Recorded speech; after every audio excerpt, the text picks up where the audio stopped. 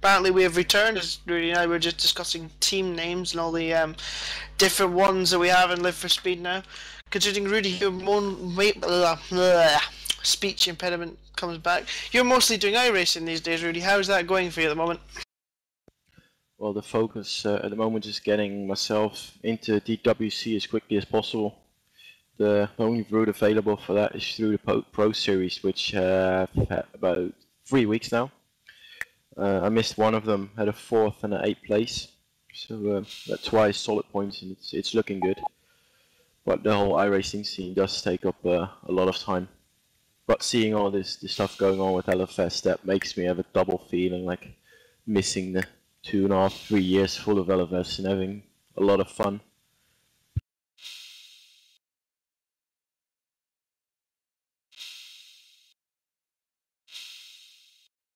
As the grid slowly forms, we've lost one of our commentators. Dominic Angle has had to go and drive the genuine racing car from second position on the grid. Wonder how he's feeling right now. Probably quite stressed. Yeah, I've had that once myself, in which position he is now, and that just causes stress. And the first few laps will be strange, but after that you'll probably settle in and get going.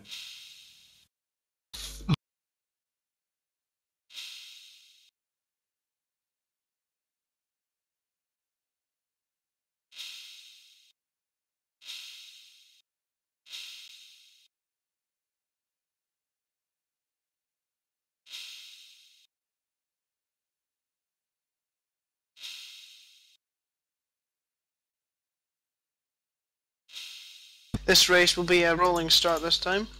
How do you think, considering we saw a crash in turn 1 in the sprint race, how do you think that's going to affect the way that the field go down into turn 1 this time? Of course, it's a double form again, but I suppose it will be slightly quicker than the on-standing start, won't it? Do you think that'll cause another incident? I'm quite sure about that. I think we'll get sort of WTCC rolling start kind of style. Previous race wasn't good, but I expect worse in this one. The only good thing is that the GT300 guys have a slight better chance of getting through now because of the split start.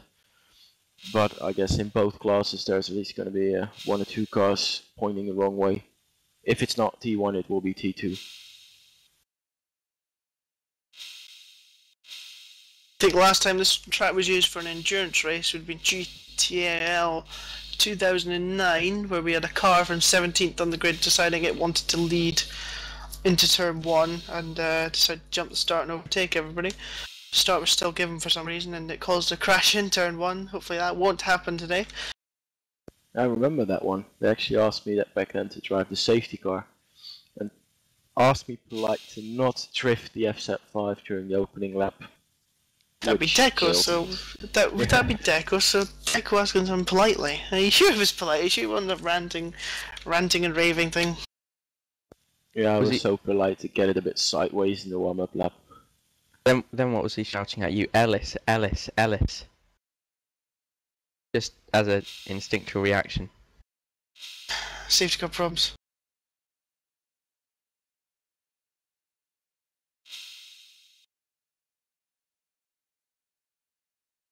Hopefully the start here should be cleaner than it was in the qualifying race earlier on.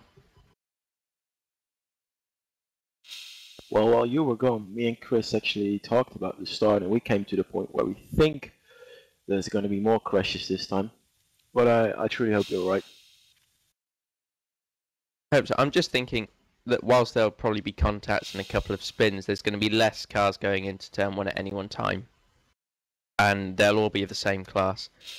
Hopefully it'll all go well, but you just don't know, especially not when you're throwing this many drivers who are all fighting for points and position. And it's not that long a race if you think about it. There have been longer races. If you look at GTAL, you get 3 6-hour endurances where you can actually size up the opposition for a number of hours, whereas here you've got an hour and a half, and it's just not ideal for putting yourself in a tactical position. As the grid starts to ready up, we get the green flag off the administration team.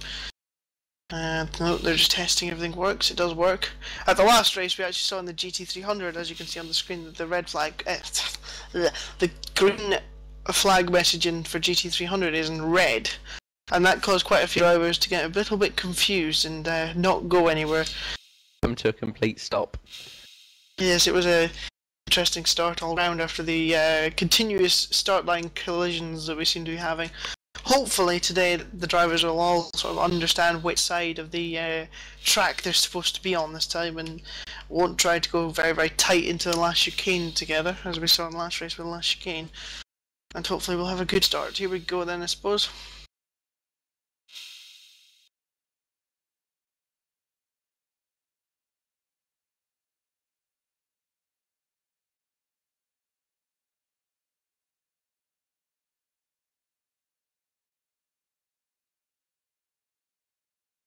(1820) UTC, and the grid has formed up onto the track rather than just in the gridding screen. Stuart Baker to lead them round in the IGTC safety car today. Oh, it's a favourite Finnish word of mine on pole position, name of mine, Matti Ventjärvi. Did I get that right this time? Ventjärvi. Oh god, this is absolutely pointless. As we get underway for this formation lap. It sounds like, Chris, that you may have struggled with certain pronunciations of names in the past. Thank you, Oscar. You know this all too well. Well, it's fair enough. I mean, even iPods don't understand your accent on occasion, so... For those that are interested, that was in the news the other week. I don't have a very strong accent. Don't have a very strong accent, this is true. If we had Michael Booth back doing commentary, then I'm sure everybody would be far more confused. Far more confused, but completely happy to hear his soothing, gravelly and not particularly clear voice across TeamSpeak through the internet. Oh, there's been a crash! Exactly. Anyway, I imagine we should stop being horrible to Michael Booth. I say horrible, just in general. Yeah, getting back to the race, we actually see that Goik and Dakovic put their car in third position while being qualified through the qualifying race. This proves that if you just spark through the qualifying race, you can still have a really good shot at getting the best out of the real race. Nicky Dakovic was unlucky in round 1 in many respects with this incident on the first lap, which was just 3 cars trying to pile into one little gap, and then drove back to the field, and his teammate Thomas Noziek, at the time with 3ID, which was where Dakovic started the season, had somebody phoning his house or something, and apparently he knows instantly when somebody phones his house, as Conquest we believe is spun. In fact, yes they have. Conquest will, I don't know, I think they'll start from the back now. Here we go. It looks as though we're going to get the green flag, right? As we go up through the start-finish The back end of the GT500 grid is miles away. Yeah, I think that's the confusion caused by the Conquest. Will we get the green flag? I think we will get the green flag, and away we go. Engel seems to have got a good run in Lowland Lines down to turn 1, but I think they're going to make it through cleanly, and it's just remaining grid order so far. Engel with a bit of slide. Lowland Lines clear out in front. Toss of Einan trying to go around the outside. Jakovic down into turn 3. And Kampar's going to spin up, but it's remarkably clean apart from that. Looking back to the GT300 start, as they go green, Friscop's leading them away for LLL. A double pole position for them can only be nice. Oh, it looks so Ivanov is going to steam up the inside there. I'm surprised there's not more contact there. Ivanov making a very big dive into turn number 2. I heard contact slightly further back, but I think they've made it through as well. It seems as though they have. The straddling car, the 61 car. Yeah, 61 has had a problem. Mangano has had a problem in their player zone. P2 GT500, you see the core car attacking Dominic Engel into the chicane and making the pass around the outside. Yeah, Core Racing gives a very strong start to this race, 4th to 2nd, but in the first lap. Dakovic slightly further back. Engel has another slide out the hairpin. But, look at your Vance! And usually the FXRs were graphed. I'm amazed that even if the FXR, that he's able to stay alongside Dakovic and into turn number 1, but Dakovic manages to hold him off. And Jovanci runs very wide through the draft, and Trolle is going trying up the inside. Ooh, a bit of lag there on the third there, but Trolley's up in the sixth position now.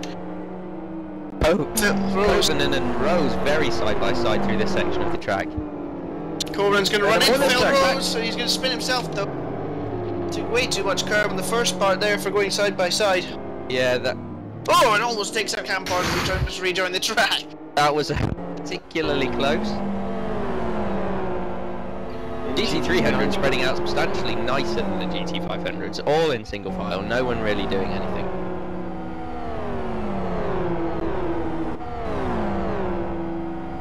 But Knox and Blasco going side by side into the chicane there. Nice and clean though so far, mostly. I wonder if Dennis is going to do something into the chicane this lap. he looks like he's got a bit of a run picking. Yeah, he got a run on him. We know that Dennis is up for Bit of racing. exciting moves now and then. Oh, he's But at got this moved point, down he's long already, before, he's actually. already passed before the chicane, so I guess... The FXR should just be a bit stronger, especially going in, so yeah, that's not a problem for him. He can now focus on getting past Louis Barbosa. Yeah, Dennis Lynn's had a fantastic start there, guys. Really looking racy in this race. Last time Motorsports were complaining that they had a lack of top-end speed with their qualifying setup. Doesn't seem to be affecting them too much in the race so far. Dennis Lynn all the way up there already. Yeah, it's currently sitting in, is that 6th position in class for Dennis Lynn, which is by no means a bad position for LLM to be in, especially at this stage of the race. And look at Giovansu and Dakovic. Giovansu and Dakovic going side by side down to the chicane. Giovansu has the position and is up in the 4th place. Dakovic going slightly backwards at the start of this race. Ooh, and a bit of contact there between Dakovic and Giovansu.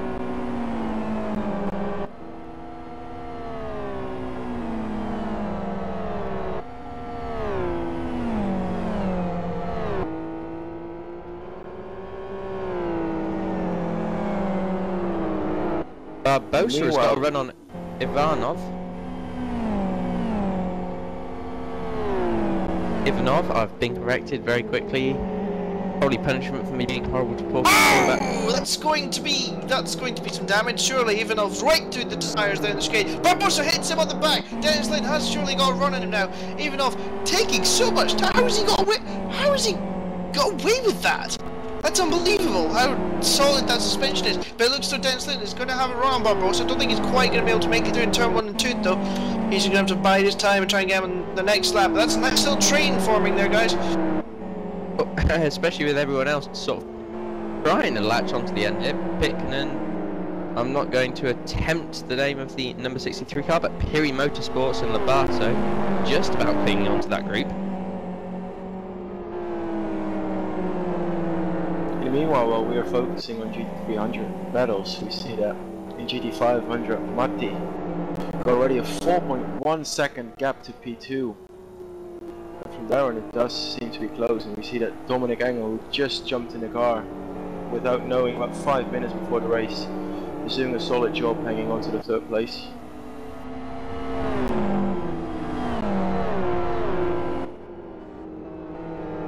Appears the Speedo Racing also passed Dakovic on that lap as well.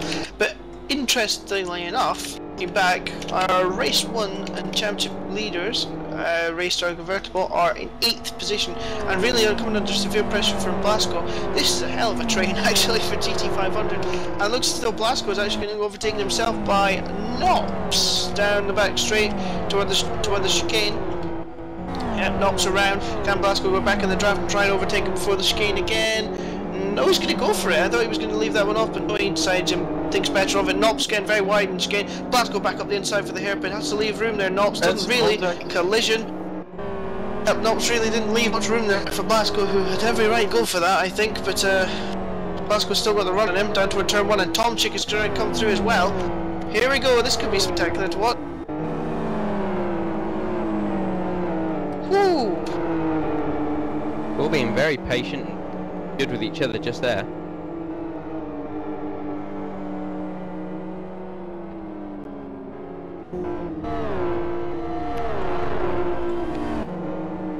Yeah, I it wonder appears if that. the P1 car is on a different strategy, because only in GT500 clubs, because only in the first split, he already takes 7/10 out of core and genuine.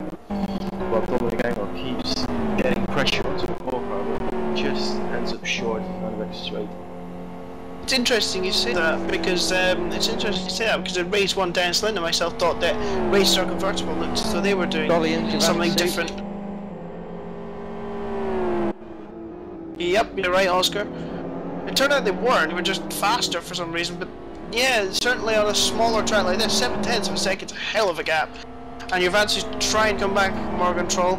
Up the back. Go around the outside. He's on the inside for turn 2. You have the inside for turn 2 though, and does it get slowed down? Just about.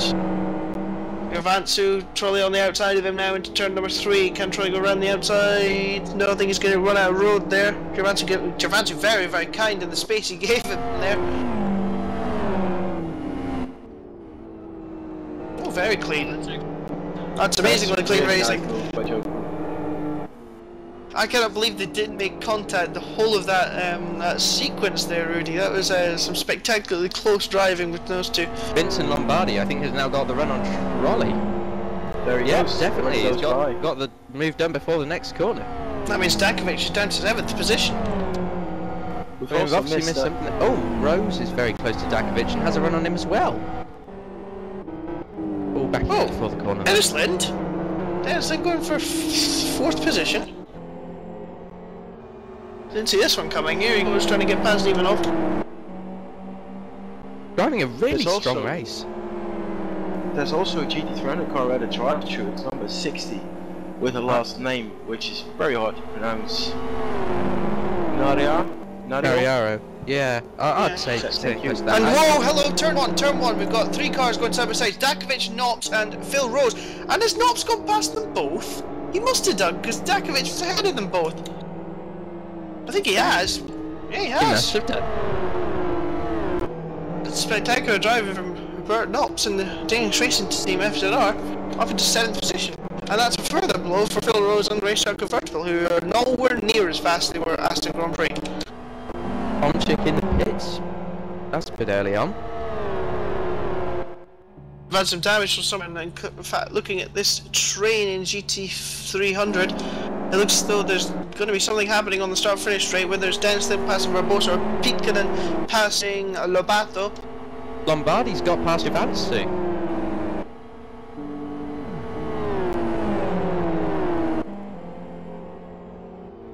We also see that Dominic Engel in the 2nd place back from 4.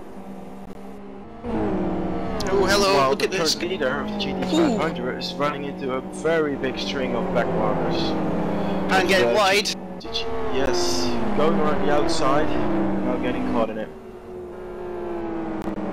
Yeah, I wouldn't like to be the train that's the GT500 train at the moment trying to pass these guys as well. This will be rather harder for them, I would imagine, to keep their gaps the same.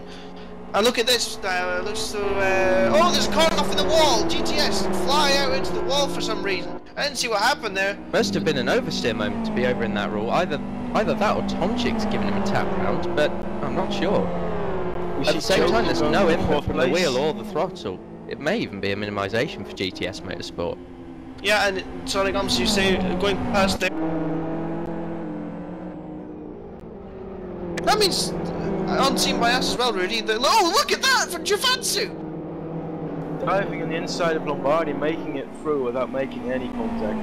Compared to the qualifying race, there's definitely some high quality racing going on right now. Yeah, that was very spectacular. Look at this, Lombardi's going on the inside.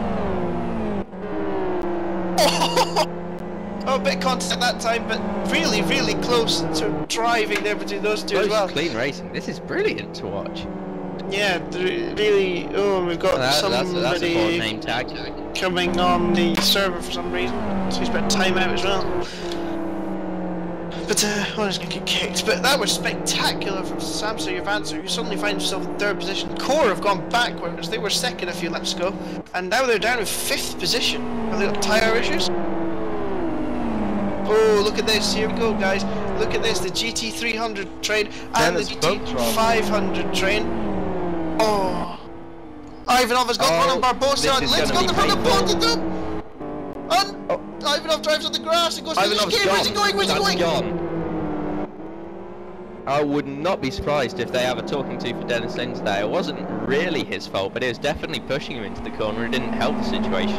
Oh, and Enov's going to go back on it for the Mangano, and the Players Own car and the Savage Sim Sports car have to avoid Ivanov flying back into the track there. Ivanov had to reverse it. Thank Ivanov for that Mangano didn't hit him there, because he saw him coming in the mirror and turned off the track as soon as he could. We've got a spinner in turn 1. Lobato. And Lobato. Oh, that was a bit close. Scuderia Gas just pulling back in front of some faster cars there. Whew, I don't know about you guys, this is quite scary sometimes watching this. This is lap 11. Lap 10, technically. Yeah, and the battle continues, and we've got Dennis Lins, Barbosa and all that in front. And oh my goodness, excuse me, we're going to have about 5 wide here. Surely Dennis Lins going to see the BT300s coming, and they do eventually see them, and surely they're going to get through them. Going 3 wides, doesn't turn back. Barbosa. Knops goes through. Knops again, just coming out on top of everything. I don't know where to watch. This is unbelievable. Everywhere on the track, people are overtaking and making contact. That's all I can say at the moment. There's nothing to focus on. It's all going on at once. Oh wow! This is crazy. This is just fantastic racing from everybody. Dennis Lins, Blasco's gone straight on there. Blasco misjudging where it looks for at the back of the core GT300 car, and we've been told that Phil Rose is coming through. Phil Rose is trying to go on the outside of Blasco as they go down the inside Dennis Lins, and Lins turns in on Blasco. Lins says, thank you very much, I'm going to hold the line. And now Graftier coming up behind them as well, so we're going to have another 3-way battle past back markers on this back straight. Blasco, Rose, and Björklund. Oh, and Blasco says, no thank you Phil Rose, you ain't coming through there. 3 wide, look at the Björk that's going to the chicane. He's had this for 2 or 3 laps in a row. He must not have a clue what's going on around him. Blasco, surely he's mistimed his braking so he gets it somehow, doesn't slam into the back of Björklund. But who won and who lost out of that? Well, Phil Rose has lost out. He's down to 11th position. Racetrack confirmed we're having a nightmare today. They cannot get a break at the moment. They're probably faster, they've got the position says, but they just keep on losing out the back markers at the moment. Yeah, this is crazy. Breathe, because your voice gets higher and higher, Chris, you get enthusiasm and no breath. That's not going well. You're going to pass out. And while Chris is getting some breath back, we see that Matti goes to the fastest lap with a 7.9. He's 9 seconds clear. Yeah, he's 9 seconds clear already. He must be on some shorter pit stop strategy. Oh, Knops almost runs into the back of Speedo GT300. That's giving Tossifiden a run on him for 6th position in GT500. Knops, little bit of a movement there to try and put Tossifiden off. Tossifiden ran the outside of the chicane. Can he brave it out? It's not quite spectacular as 4 wide down the back straight. But it is going to be interesting. And Tossifiden backs out, and we've got Trolley in front of them as well. Cops runs a little bit wide into the chicane. Tossifiden thinks about having to move on the inside. Does go the inside, hits him on the rear quarter panel, and then Knox does well to control it and drives away on the exit from Tossifiden. And that battle is now over as they go up behind the GT300 leader Robin Friscops, who get well out of the way. Or not. Blasco, that's not going to work. Blasco trying to follow Björklund through past the Speedo GT300 car. Almost ran into the back of the GT300 second place car there. Thought better of it.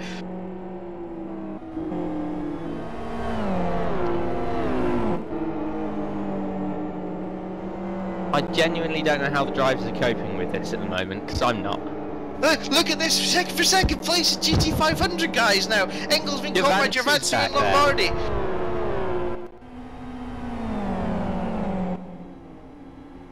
Lombardi looks to be just quietly lurking, waiting for some possible contact between Javansu and Engel. And ooh, that was a massive lock up there. Both the rears locking up for Lombardi going through the chicane.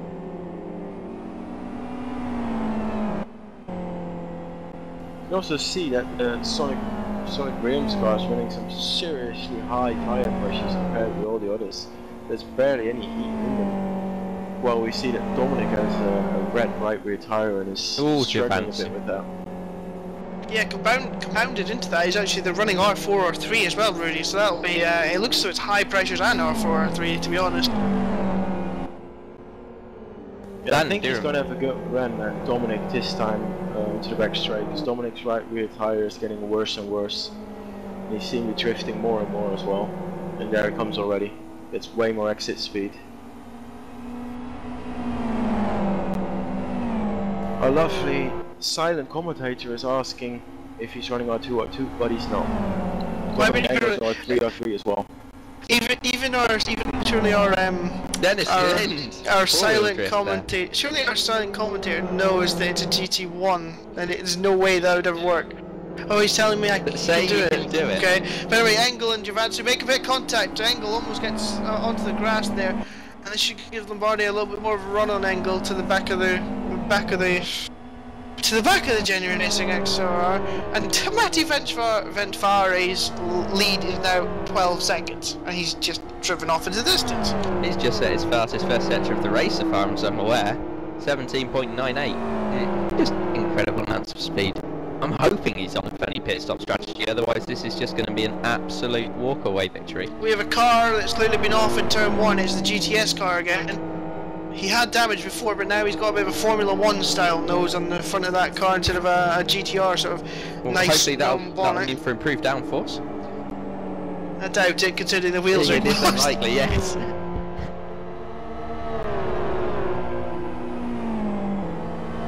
But Blasco and Bjorklund down the back straight again. Can Blasco get in the...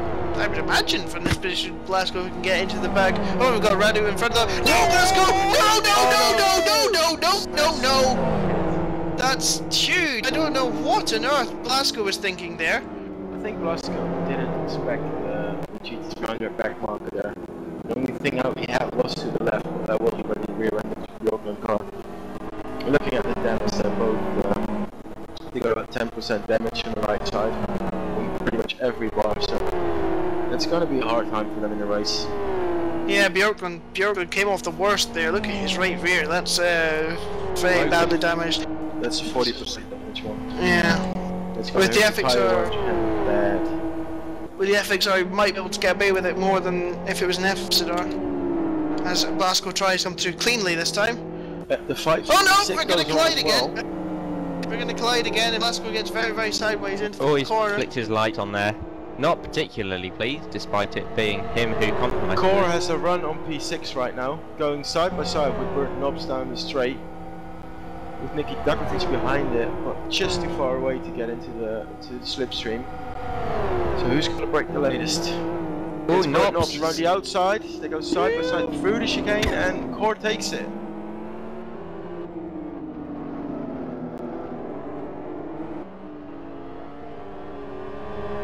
Knobs compromised himself there, getting sideways. Dakovic, no room there, Nicky. Nope, no room.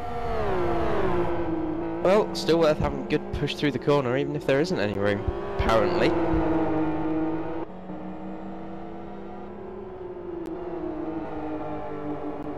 The right front tyre on Ops' car looks as though it's taken a fair pounding in this race. Certainly compared to Nicky Dakovic's car. Surprisingly, Bert Knobs is even running R3, R4 tyres, while as far as I checked, every other FCR is an R3, R3. Blasco's got another run on Bjorklund here. Oh no, he hasn't, he's pulled right the way out of the draft. Or got it back. Bert Knobs getting close to the core car again into the chicane. Again around the outside, but this time he does go out of it. And surely Blasco's going to make it past. Surely Blasco's going to make past Bjorklund this time. A bit of a wiggle into this game, but he's well clear of the Gravity Effector now.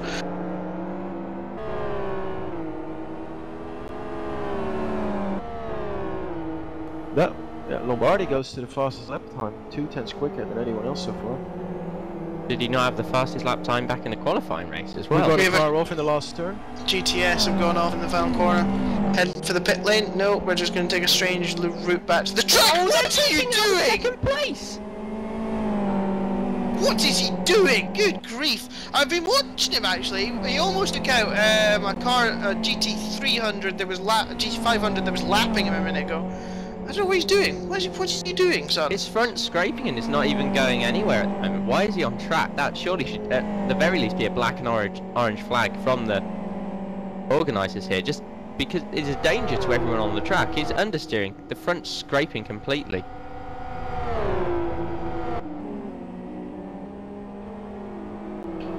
That TDRT passes again for the 6th place, going into the chicane. Now getting a better run than Core out of the last turn. So I wonder if he could get away far enough within 1 lap to get clear of the slipstream. Bob, I just looked at the lap counter. I'm only on lap 21 for the leader in GT 500. Woofed! Still another 6 of this to go.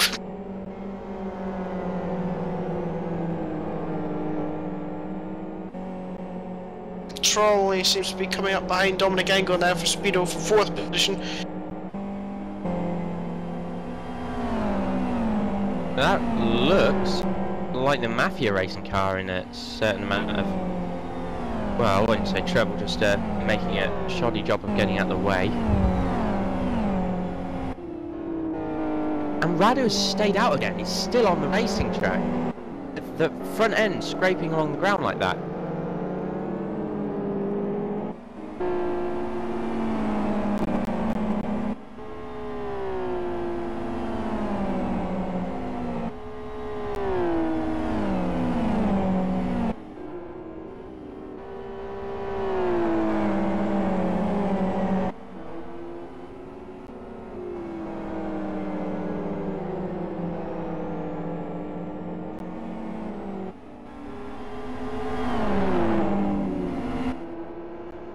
Oh, we've got someone off. No, we haven't. Telkler holding it together. Just about.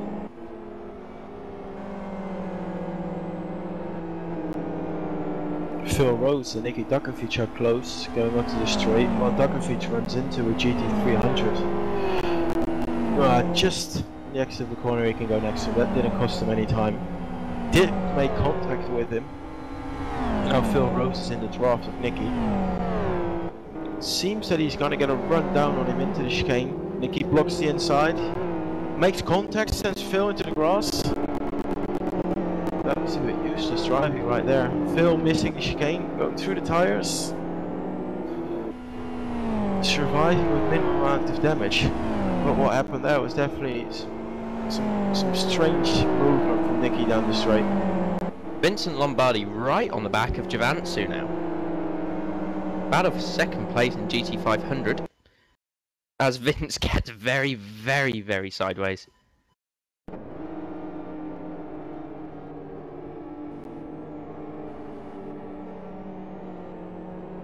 There we go, GTS Motorsport retiring from the race.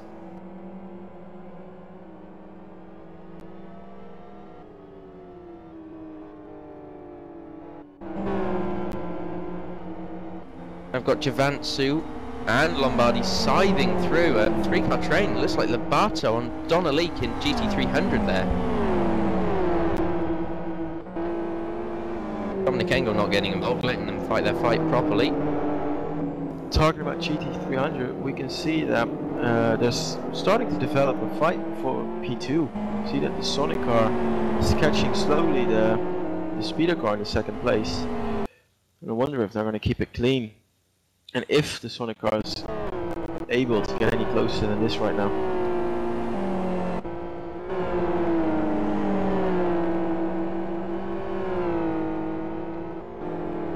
Yeah, nice driving again from Hampton then. In Sonic Brown's car. Dennis Lynn nearly puts it out his top, he's gone round. Oh, he's gone! Facing backwards. Yep, Dennis Lynn off into the big gravel trap using his big bus powers to get out of the gravel trap. Oh no, Dennis! I thought you were going to turn. I thought he was going to turn back onto the track there. Woo, that was close. But that camera angle on TV camera is very deceptive. And we've got a GT300 in the wall. Number 61. Oh, it's yeah, player zone. Caught by Phil Rosa. There was some side-to-side racing into the chicane, which made contact and Ampar's sent just him into the wall. negotiating his way around.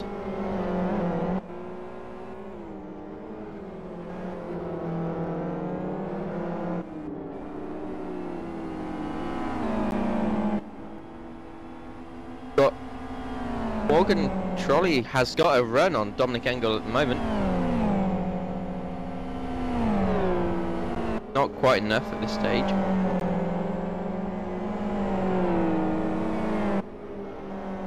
Apparently GTS Motorsports car was having some PC issues when he was almost did hit Speedo Racing, so that explains that one then. Probably having some FPS drops, I think. I missed the start of this conversation, but they were struggling to get a driver in, so that explains that one. Going on to the back straight, there's going to be a... Oh, Lombardi's gone round! Lombardi had the dearie run me. but spun around and hit the wall. Yeah, TDFC having a look here. Right. The right rear tyre from Lombardi is absolutely fried right now. It's going to cost them at least 2 laps to get it back to a normal temperature.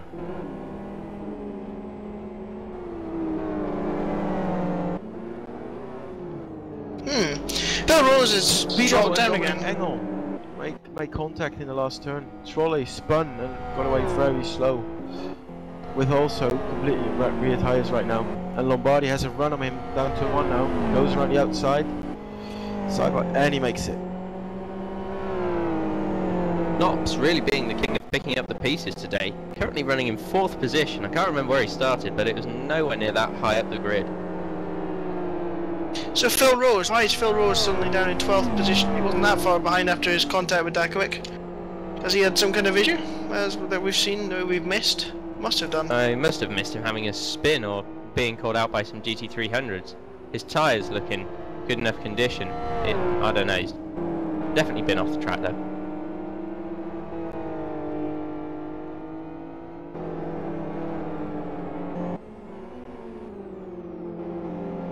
Just check tracker.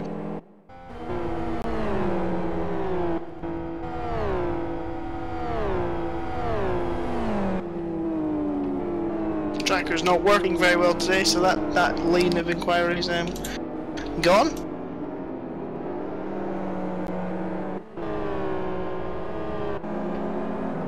Ah, there we go, it works now. Yay, he lost 10 seconds on the last lap, so something happened to Phil Rose there. Off our camera screens. Lynn and Lobato down to turn number 1, turn 2. Lobato and that's collision, that's Lobato goodbye Lobato. Goodbye Lobato, yeah, that's got it. Massive left foot damage. On an FCR, that's well, undrivable is a big word, but that's going to cost him a lot of time. Ivanov finding his way through as well. We've actually got 2 very damaged cars driving behind each other.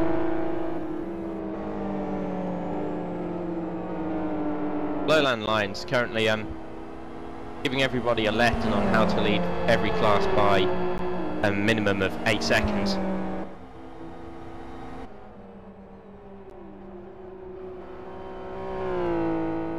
Well, Lombardi is fighting his way back, going on the inside of Bert Knobs in the last turn. But Bert gets to run around the outside.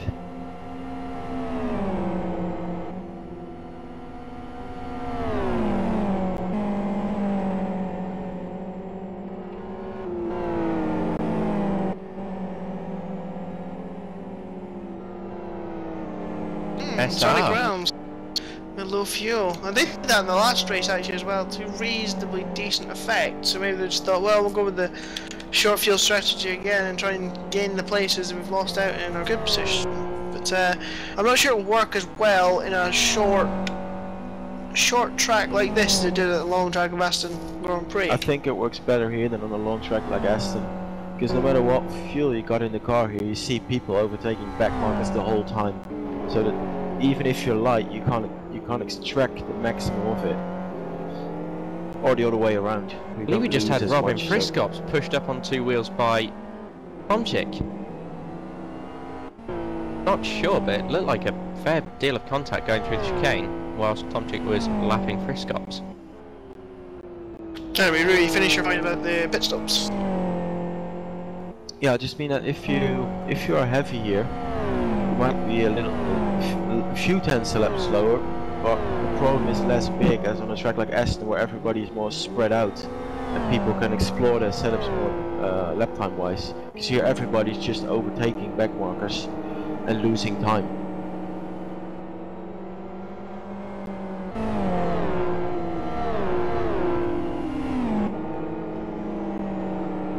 Yes, but it certainly has been interesting to see both in the sprint race and the main race how the back markers have been dealt with. Bert Nobs and Lombardi again. Bert Nobs dived into a gap with GT300 onto the back straight, now getting passed by the Lombardi car. Low car driven by Lombardi. So Lombardi's back to third place, even after a spin.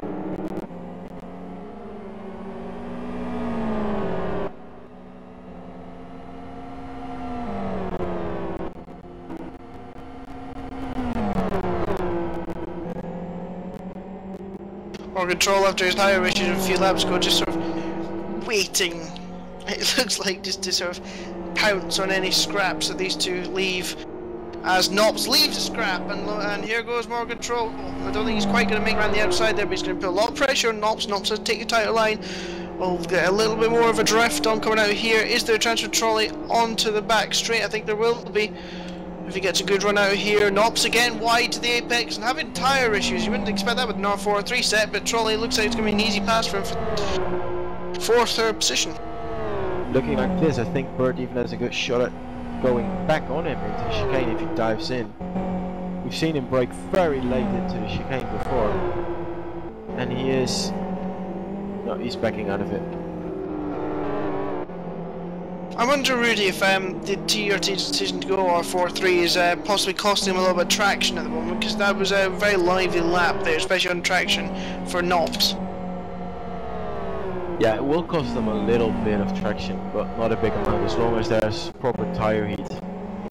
But as you can see, as we can see, the left side tyres are getting colder again. That's going to cost him in the end, especially in the longer stint.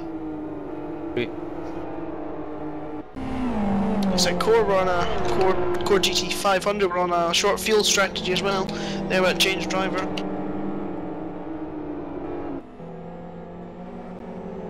That would certainly explain their pace at the start of the race, going from 4th to 2nd.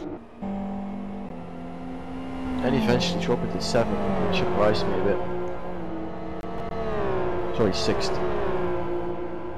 All this said, it was Yari that we were expecting to enter the pits first with his somewhat outstanding pace. And he's just still trundling around the track, setting the fastest lap of the race by a good 10th of a second just there.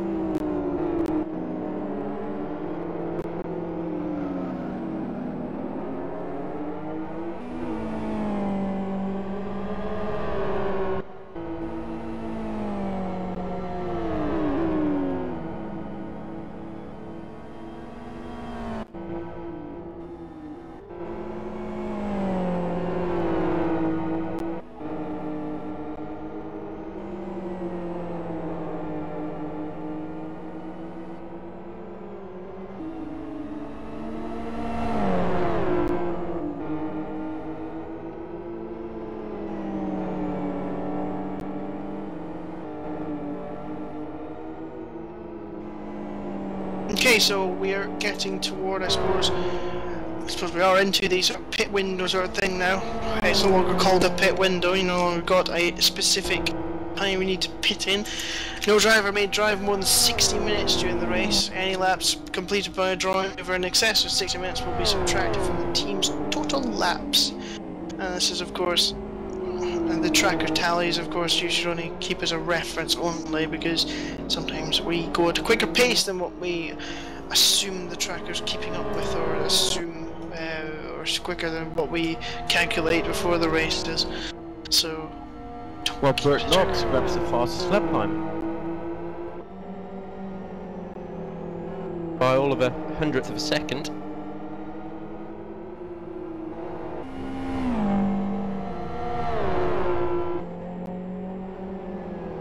Dominic Engels doing a really nice job for someone who's just about got to grips with the track, and the car set up a nation. But he's 18 seconds behind Lowland Lions at the moment, who just sort of gone and hidden at this first stint. It's been very hard for them to lose this race, it looks like, at the moment, with 49 laps to go. Yeah, it's been probably the most solid first section of a race that I've seen from a team and driver in quite a while. I don't think it quite beats Schuyler's, another name from there. Anyway, Racer Convertible's first stint at Aston Grand Prix, considering it's Aston Grand Prix, considering everybody knows that track, and everybody should have had a base setup for that track, so I think that was a very fine effort from the Racer Convertible, and end up winning the race in the end, because Samuel for Lowland Lions was really fairly flying toward the end of that race, as Dennis Lind is flashing his lights in apparent boredom down the back straight. I think we've got a new medical car going on, being Dennis.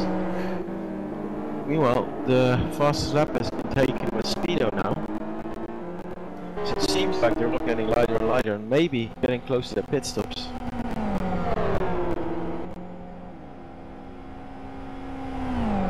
Speedo and TDRT side by side into the chicane, with TDRT right behind Lombardi as well.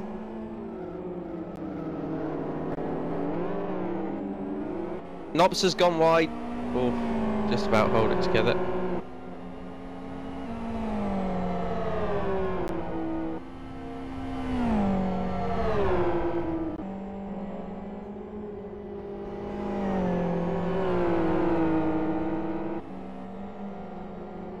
The last car in GT500s might be lapping the leader in GT500s. That's a fair indication as to how quick Lowland Lions have been in this stint.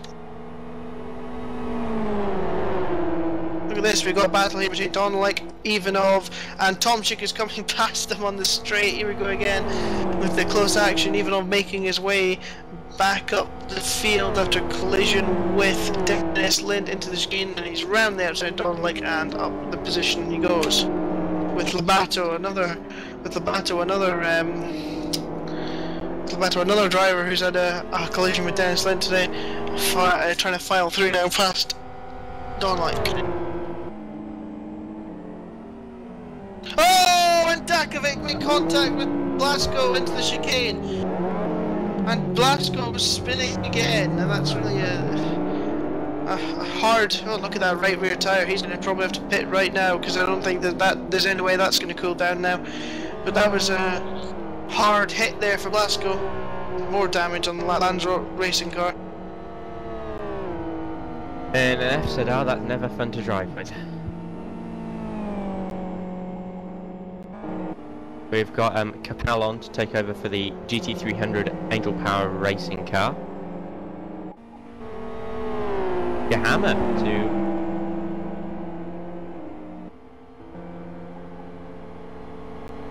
Hammer joins the server to take over the Craft car.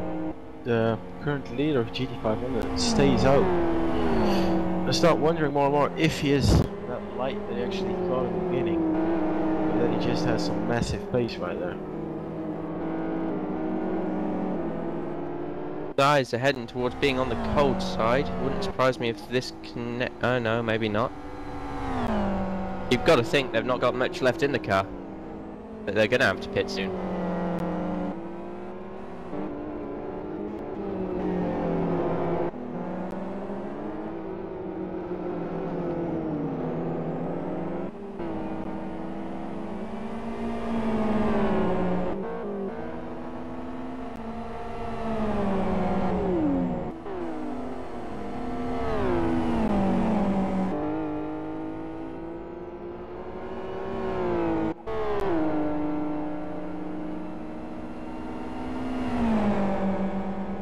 A little bit of a lull at this point, no real side by side going on at the moment.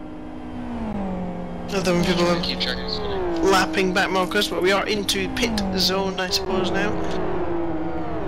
Lanzarote did end up in the pit lane at the end of this lap, so they'll change the driver after their spin. Phil Rose on the grass there. Phil Rose not having a happy time, it seems, today. In 8th at the moment through the pit stop window.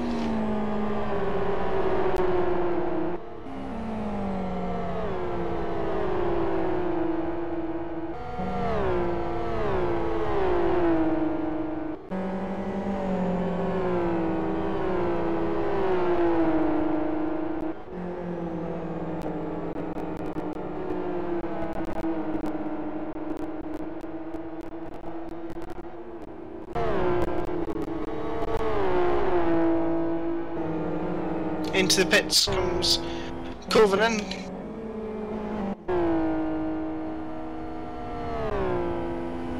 So we are getting a few in the pits now.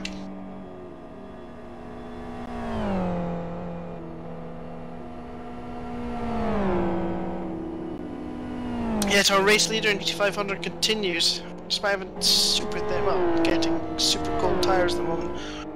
And Gunzelman is coming in to replace Phil Rose for Raystar Convertible. They'll be hoping that the second half of this race goes better than the first for them.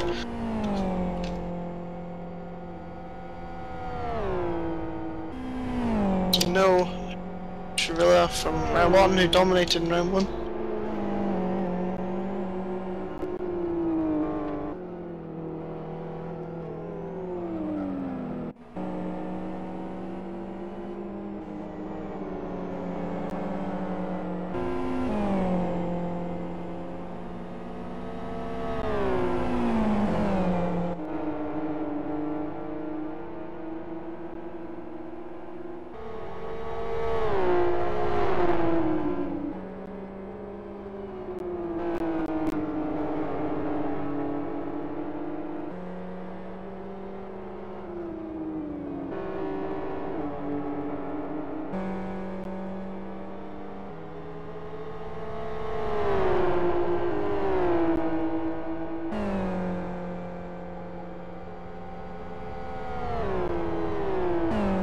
Actually, we suddenly all of a sudden have a battle into the hairpin between Knops, Lombardi and Troll. And Troll is up the inside and passing Lombardi for 4th position. Lombardi managing to stay alongside up the hill, slightly ahead actually up the hill. He's got the toe of Knops slightly and Troll actually sensibly backed out of it. Lombardi keeps 4th position. So nice little bit of action as we move into pit stop time here. As Dennis Lind has a PB in his adventure with Last Lap Motorsports team continues. Even with the spin, Dennis Lind doing a pretty sturdy job of driving the car at the moment.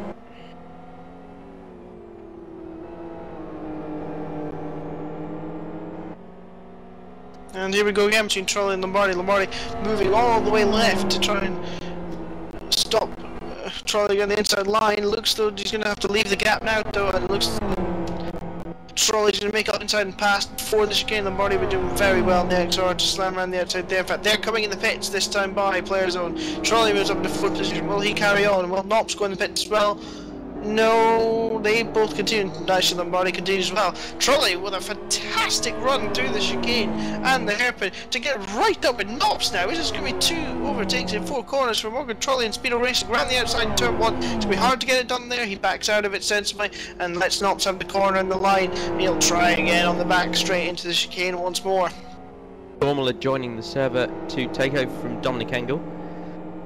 I'm just thinking. Just FYI on that, did you say that, Oscar, before I forget? The Genuine Racing car will actually be receiving a stop-go penalty because Robin Heiderman, who did qualifying for them, his wheel died, and because they did not use their qualifying driver in the race itself, that's a stop-go penalty for Genuine Racing, so they will probably fall behind this little gaggle that we're watching now of Knops, Trolley and Lombardi, so possibly down to 5th position as Trolley gets in the slipstream of Knops, pulls to the inside. He's going to have the position this time, and Morgan Trolley's patience looks like it's paying off at the end of the stint, and he's going to be 3rd heading into the pits unless Knops manages to get round him again.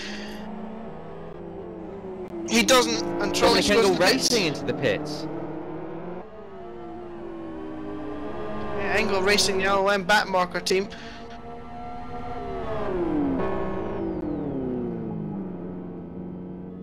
Not getting the better pit entries there, Dominic Engel.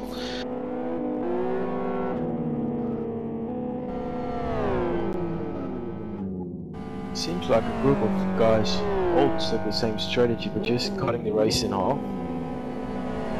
We're at the middle point and all going into the pit lane. Yeah, I'm Tire-wise, surprised. it might be the easiest one. Yeah, I was surprised. I was looking at the tyres and they were starting to get rather thin and quite cold. It is quite a hard track on tyres, so 50-50 might be the best option, but we'll see. Yeah, especially the GT300 ones and the R2 tyres. There are definitely some thin ones in there. Yarby's tyres at the moment look freezing cold. Look at this on after the pit stops. Gravity are right at the back of Raystar Convertible for 11th position. Will they make up any places in the pit? I don't think they will. So it is a battle over 11th position now.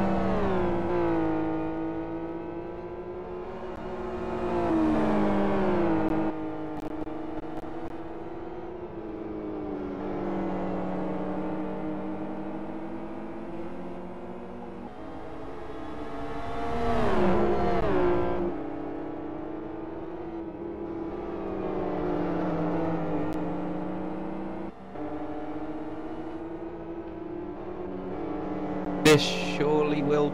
No, it's still not a replacement driver for Matu and Yavi, who's really having to wrestle his car at the moment. Possible... Oh, and Piri Motorsports on Gravity are being told by our silent reporter. More importantly, it looks like Core going around the outside. You have to be more gap than that for the car on the inside there, Piri. Piri decided that, oh, we clearly have the tiniest bit of overlap on the outside, so I'm going to try to take the racing line for the whole chicane when there's a car still alongside them, and Gahammer, using his FXR four-wheel drive power to stop the slide that he was having in the chicane there, managed to power out of it and rightfully get the position. That was a bit silly from Piri, really. That wasn't really racing. That was, I'm slightly in front, get out of my way, I am faster for some reason because you've got damage. Really not very bright driving there. Here we go, Isaac finally. joining the server, so Matti will pit this lap. So the leading car will go into the pits. Looking at the tyres, it's about the right decision. Oh. Aggressive, but good move there.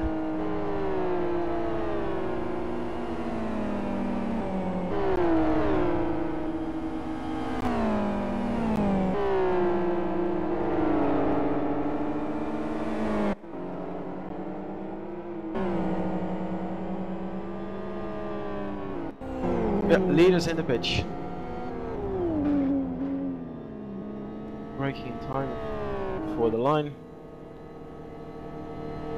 Not using the first gear as a limiter. There's been an accident in the final corner. Gravity are facing into the corner, right the way on the outside.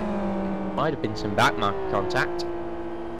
TDRT stays out. Surprisingly, even with the R4 rears he got on there, his tyre temps look a lot better than all the others who are still out. For the first time this race, someone that's not in an LLL car is leading a class. As Price gets out of pits nice and smoothly. And away he goes. Excuse me there, that was accidental. Nice bit of clear air for the Lowland Lions car. Not so much for Johnny Formula, who's having to battle his way through the back markers on the front straight, where Tony... is he going to dive past the two that are battling? That's going to be brave, Yon. Oh, that's not going to go well, is it, son? Yep, makes contact. Yep, that was just a bit silly from Yoni Tormo there. That was never in a million years going to work, and that's just compounded their problems, because they will have a stop go penalty added very, very soon.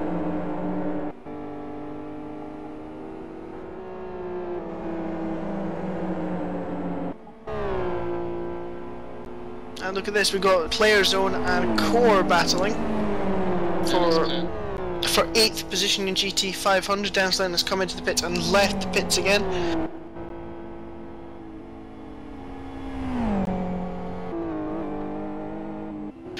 Our GT 300 leader is about to pit, and for some reason, car 50. Oh, he's second place. Second place. And he's missed his pit box. Missed his pit box in a mile. So that's Sonic Realm, second place GT3. What's he doing? What's he doing? Stop! Go on, stop! Stop. Yeah, there we go. Okay. Second place GT300 with the drive-through penalty now, so that's really wrecked their race. They were going very well as well, Anton.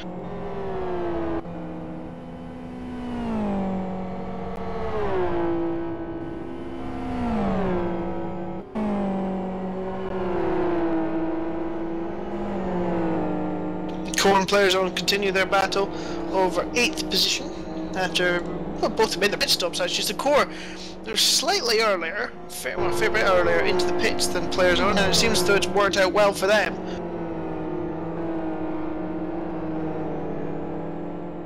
We actually have a battle on the pit exit, and it's Core against Sonic Realms. Sonic Realms just coming out of the pits with that drive-through penalty. And they go wide to allow... No, they don't. They're going to make contact. What are you doing, Sonic Realms? Get out of the way. If you're going to look like you're getting out of the way for the car coming through, actually make sure you do get out of the way. But anyway, bad lap there for Sonic Realms, that's for sure. In GT300. With Goik joining the server, we can see that Niki Dakovic will be pitting this lap.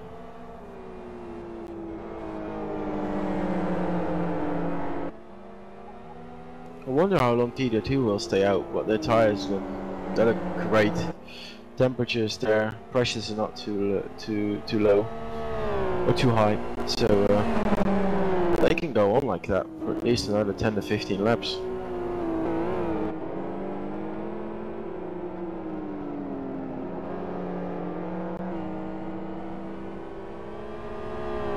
Yes, how long has this race been on for? Oh man, it's getting toward an hour. I get actually a question from Dennis Lind, get him into the commentary box. Is that smart? Has he had his pre-race ritual? I don't think he did, so he'll be doing it while listening to us in here, so that's risky.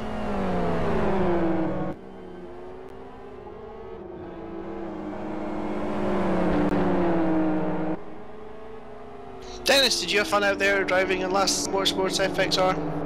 Yeah, that was good fun. Initially we thought you were rather light on fuel, but you just seem to have a better race pace than qualifying. Yeah, I had about 20% too much coming into the pits, so I was actually quite heavy on fuel.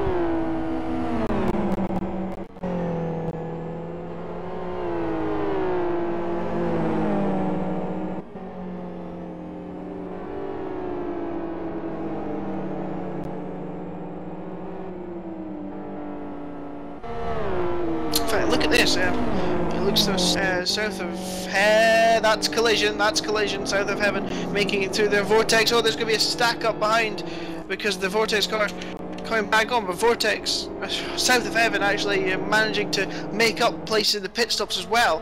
So look at this, as a bit of a boxer for Falk there, having to dodge one side, is finally going to get past Player Zone, it seems though he is. Has the inside for the chicane, Player Zone try and stay with them. Edging slightly ahead.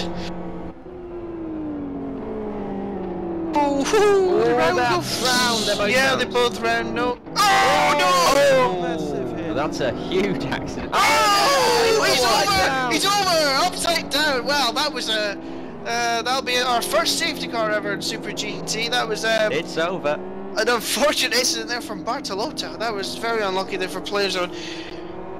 Neither the good car being smart by going into the pits right now, because if they would have stayed out another lap and the safety car would be deployed, they were completely screwed and dropped to the back of the field because of their pit stop. Yeah, so it seemed to me in that incident that Core went across the first part of the chicane, or straight lined it, and came across the front of Bartolota, and then there's no new driver yet for the TDRT car. He's actually drove past the pit box and waits there until his teammate is in the server. There's lag on the server! There's lag on the server, this could cost TDRT time surely now. There we go, there's TDRT's second car, and he's timing out!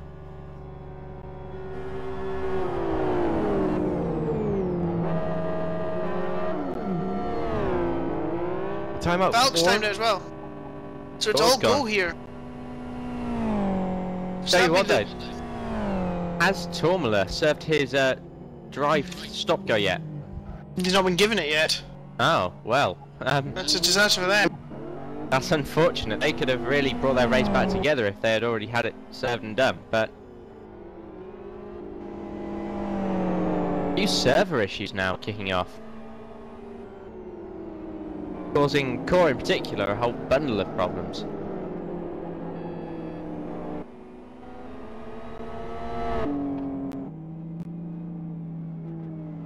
Core might not have lost a lap though, because I think they were over the line, and they should get out ahead of Price, who's behind the safety car. You'd think, yeah, he'll get out. So I don't think Core have lost a lap there. There's at the back of GT300 now. Danish racing team down fourth, but they've still come out actually in decent place after all that. Yeah, if the safety car didn't come out, they'd probably have joined back in Where's second our- position, but it could have been worse. Our rescue car, John the Palmer's going for a trip through the weeds at the moment and right in front of the field there. He's put a tyre on the racing line. That's I'm sure the drivers will be delighted Someone with needs that. to start shouting Ellis in his it.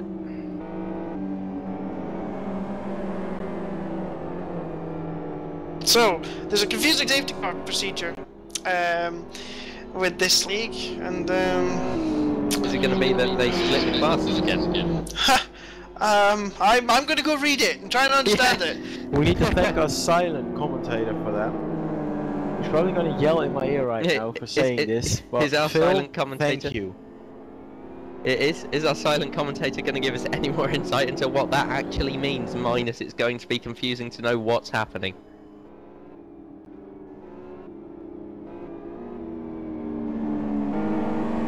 Oh, okay. They're running wave rounds in a very funny way. Oh, this way.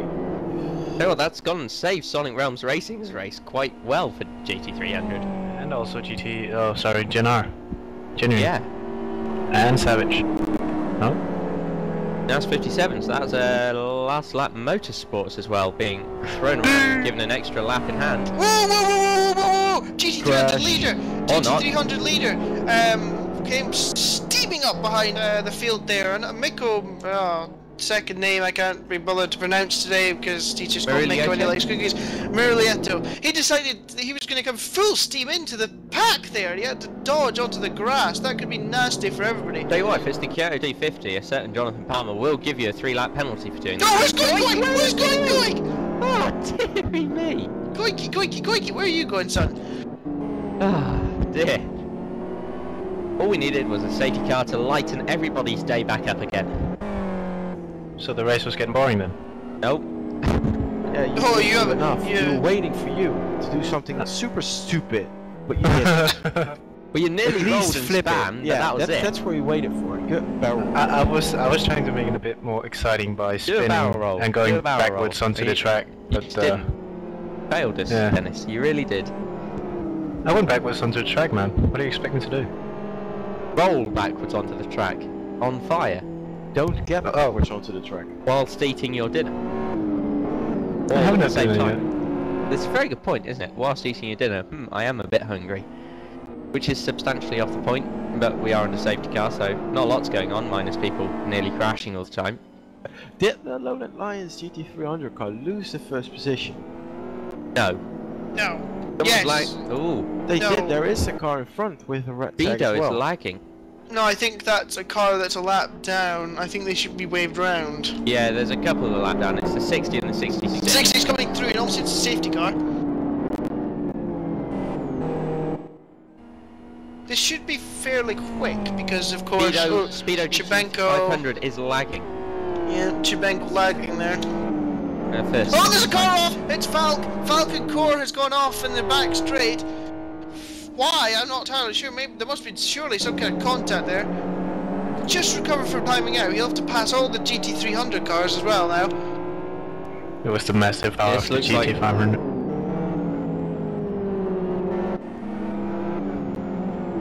I'll be brutally honest, I cannot wait for the restart. Sure the drivers can though, that's the thing. But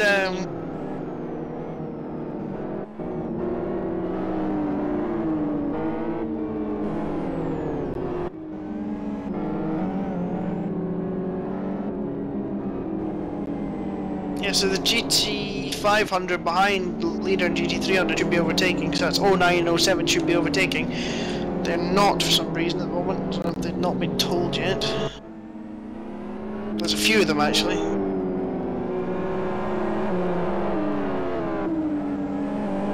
What team is Goik running for? South of Heaven with Nikki. There!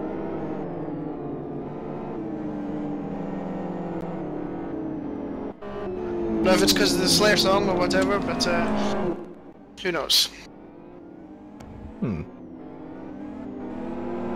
Oh, we got a collision between two GT300 now.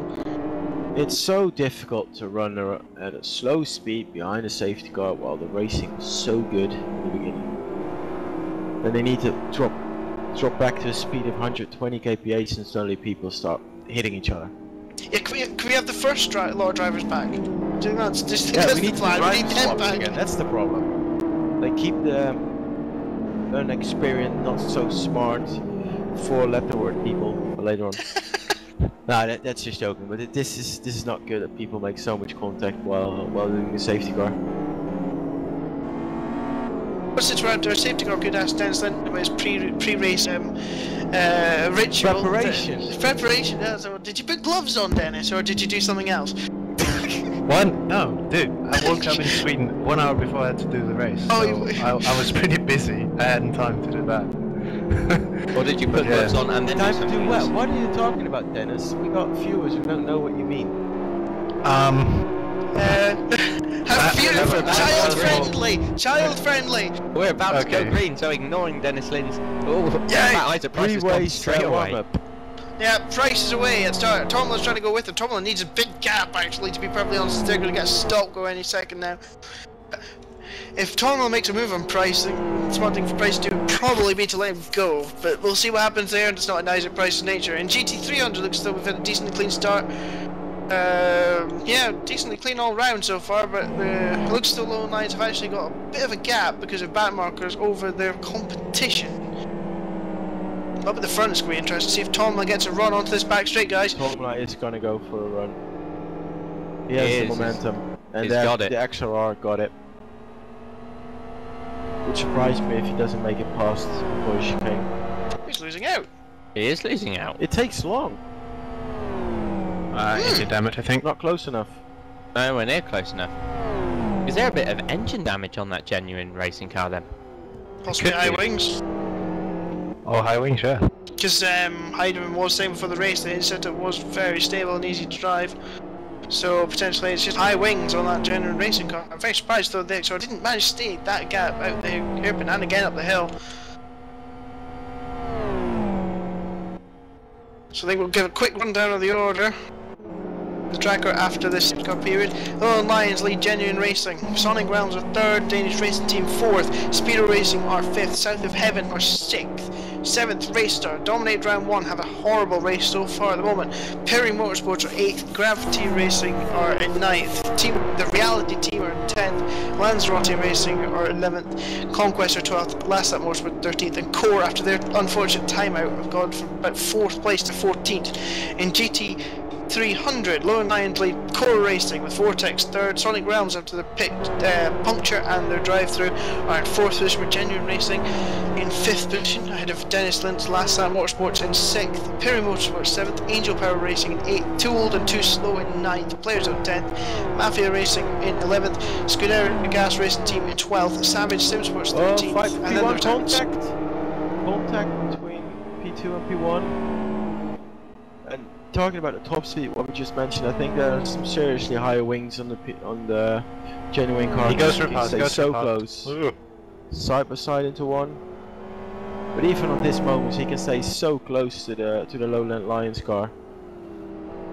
With equal wings, that's not possible. Is he gonna try and he's up on Goes the to inside. Oh, contact again.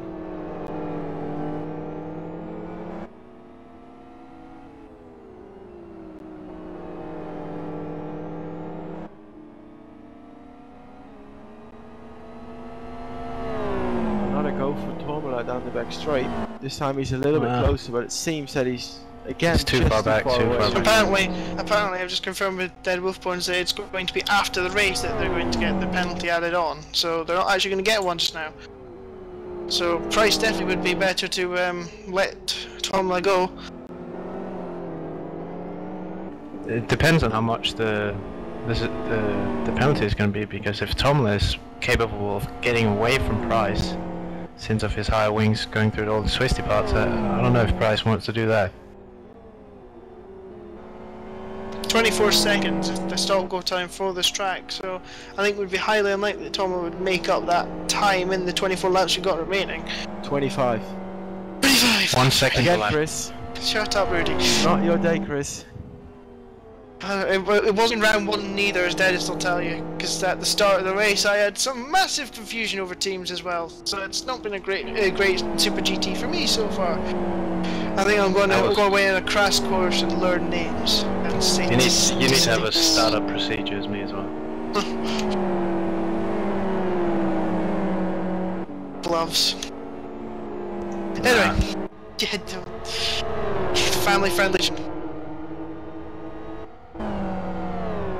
Last lap most was a core going side by side. In GT 500 down into the chicane, Conquest looking on as well. Core, oh, we're gonna have a contact with Core again. He's around very dangerous place. Krampus makes it through, and he gets going just before the GT 300s come along.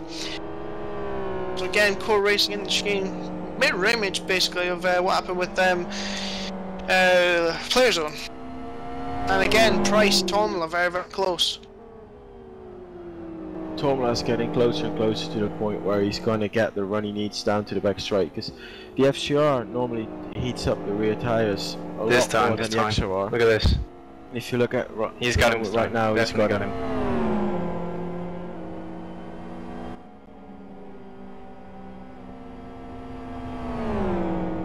Well, oh, Isaac Price cutting very close to the back of your Tomla sort of swerving across the front of Price after that, and Price thinks better of coming up the back of Tomla there.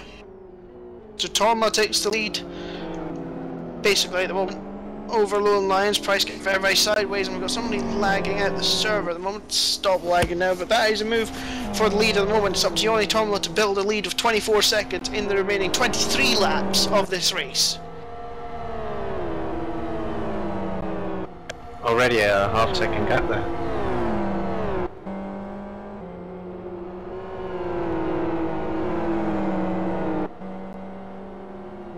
We're up to 1 second. On the back straight, look at this. In GT 300, we've got 3 cars trying to pile into the chicane side by side. Kapal. Oh no, another name. Mokanu. That one that I don't even not going to bother with. All piling into the chicane there. 52, 63 and 58. Would somebody like to tell the world what those names are? Somebody so creepy. Oh my goodness gracious. And Goik in trouble. I'm hearing from Silent Man. Goik and Butavari going side by side into the chicane. It looks as though Goik's going to make the position and be up to 5th place right behind Chabenko in 4th for Speedo.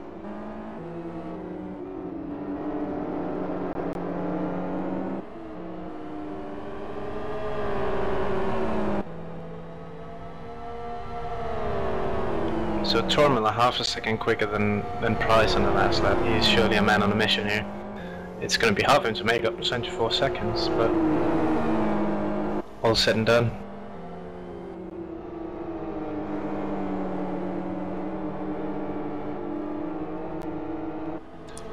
Going to Tivari and Hammer is in a major scrap here.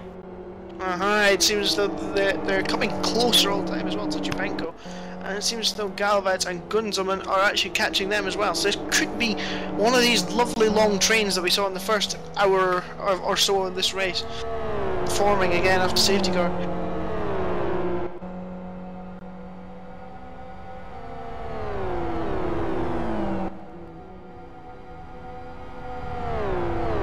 Here goes Gunzelman past Galvez.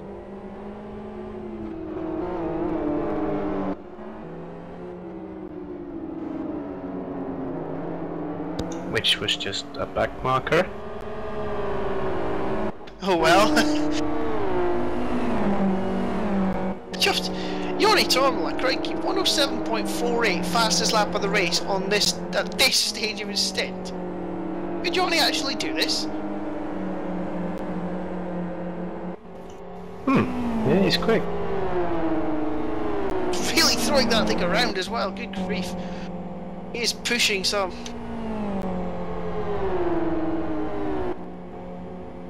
Chabenko's been caught by Goik, and Gahammer's catching to the Valley as well, so this could be a 2 and 2 scrap down the back straight into the chicane.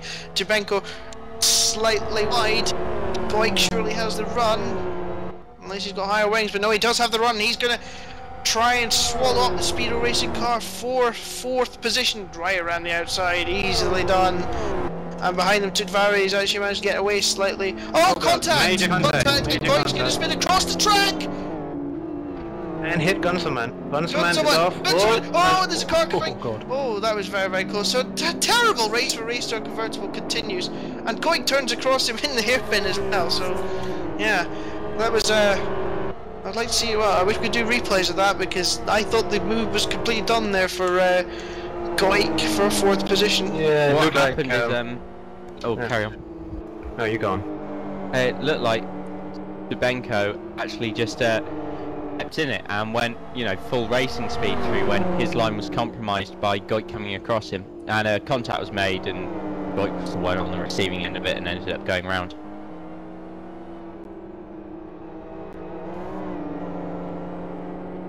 Your hammer through onto Chiavi there. Graf is actually still driving with a heavily damaged car.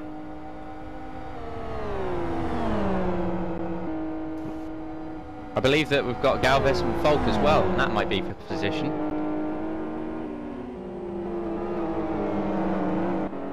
By the way, we were informed from our former co-commentary buddy Dominic Engel that they are running high wings, Genuine Racing. So that was the problem for Tomlin coming off that corner that we saw earlier.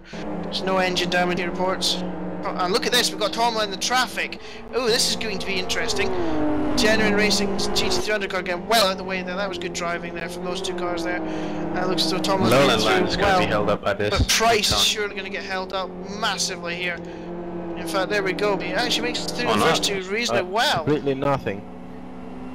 So you'd imagine you'll get past these other cars before the chicane, and he will, comfortably. Capel stays out of the way.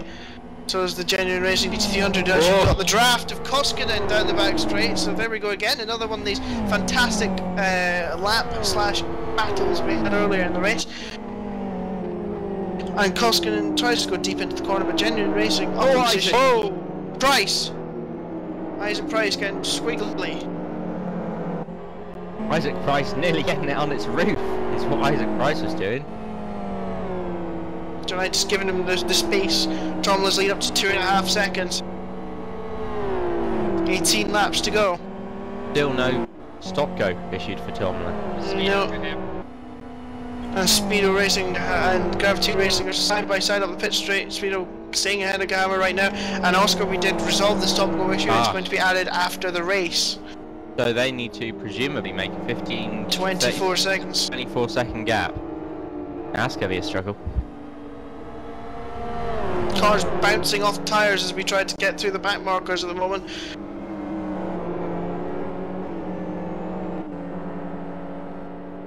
Whoa! Chivenko sliding all over the track there. And it looks so surely that TDRT is going to get the run on this. This could be good. But Tony is timed out.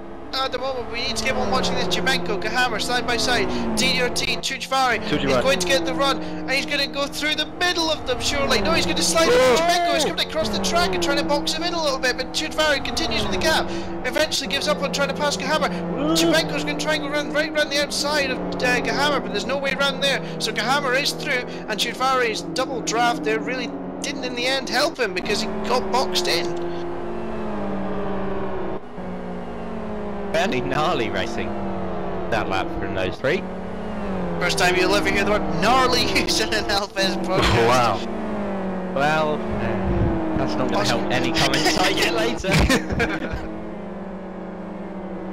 First and last time, now that's been brought up. Honestly. And look at this, we've got car 17 catching as well.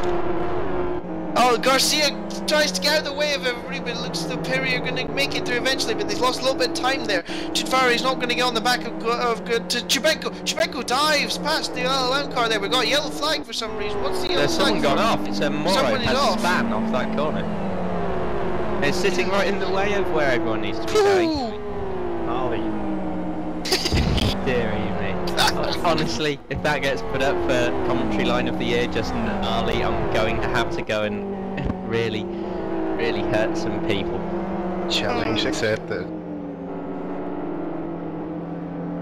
Oh, dear. Oh, Goink on the LLM car. Goink got sideways coming through the chicane. Way too much speed. Morrow's going to get in the side of Galvez. This is all going a bit to pot now. Goink is going to get caught, I think, by Gunzelman any second now because he was sliding as he was going through the third part of the chicane, kept his foot in it and just drifted alongside Pinto, who thankfully noticed him coming and got out of the way, otherwise it could have been a terrible accident there for the LM GT3 Honda car. And look at this traffic up ahead, this as well, there's about 9 cars there. Chibenko getting through, Tudvari's on the inside of him, and he runs wide in the corner. Melian's trying to get through now as well, and Tudvari gets sideways in the chicane. Look at this, we've got GT300, GT500 all over the place, very gnarly at the moment.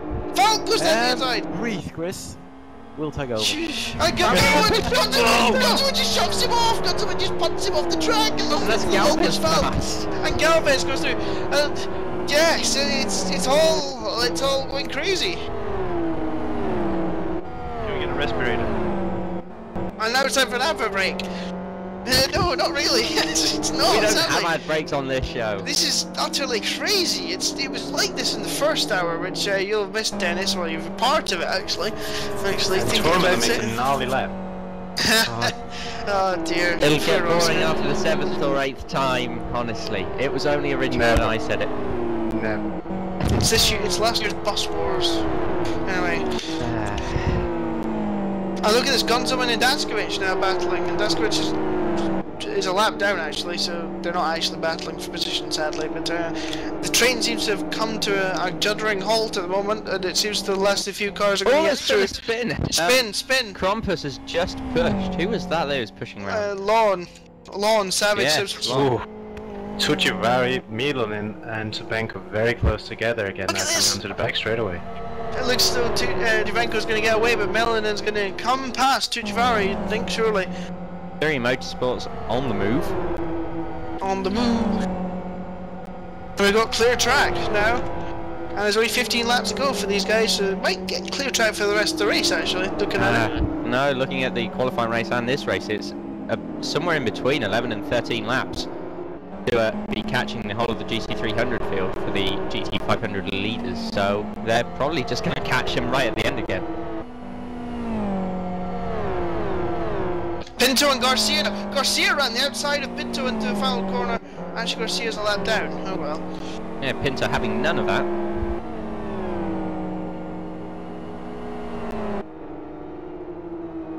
It's hard to keep up with who's a lap down and who's on the same one. Just all go. Only tracker was working. Yep. Look at this, we've got Speedo being held up by Core, Chimenko getting angry, and Dick Merritt goes on the inside, there's contact, they're gonna, Chichvari and Koik are gonna get a run surely this time, they're all going side by side, there's no room surely. Kistner stays to one side, look at this, Chichvari tries to swing along, Chimenko moving across track, stop doing that, no, you can't go right and then go left, then go back to the right again, for goodness sake. So Chichvari again, being so manhandled there by the 2 cars in front of him and couldn't get through. Chibenko using robust tactics to stay ahead of those 2 drivers. Goik's on them now. And Goik right up behind them as well. The 4 cars, Concertina into the corner, Concertina out of the corner, up the hill they go now towards turn 1, and this battle can continue for the whole rest of the race, I feel. Chibenko defending, Goik down the inside of Tuccivari, can he go around the outside for 2? He can! Tuccivari leaves in the room, Goik slightly wide, but he's going to claim the position. What a move from Goik! And he's up into 7th position again after the dramas they've had today.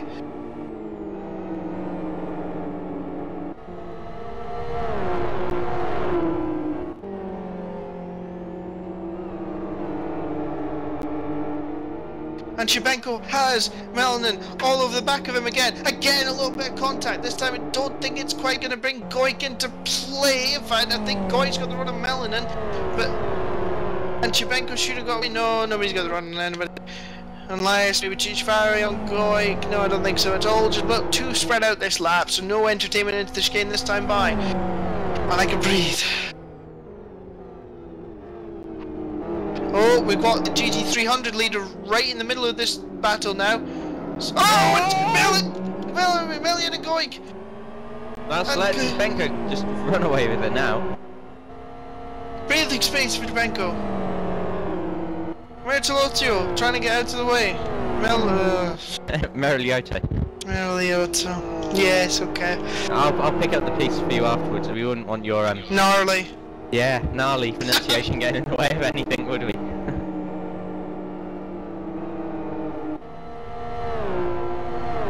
Can't believe I said that. Anywho. Price is 5.4 seconds behind Tom at the moment, so I don't think Tom is quite going to make 24 seconds. It's more whether he can stay in Hammer in 4th position, I would say. I think he has the gap actually. Hammer's actually run away even with that damage, guys.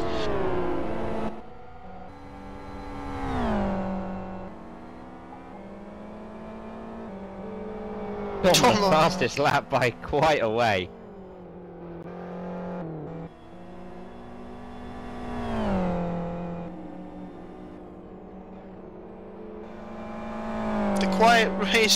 The quiet race, Sonic Realms Racing up in 3rd position. Remember them for the heat race earlier today? Yep, 3rd they are again. Just staying out of the trouble, being fast enough to get away from everybody and just sort of cruising around Sasha Regal at the moment. They went in the pits early of course as well, and it seems to have worked nicely for them. Looking set for 3rd or 2nd, depending on how far Tomla can get ahead of them. Gunzelman is on the back of that little train there, so it could be a 5-car train if they can catch Chibenko again. I think they are catching Chibenko again. Looks like Goik might have a run, and no, he's made a mistake slightly, so he's dropped back slightly. Could we have a 5-car scrap?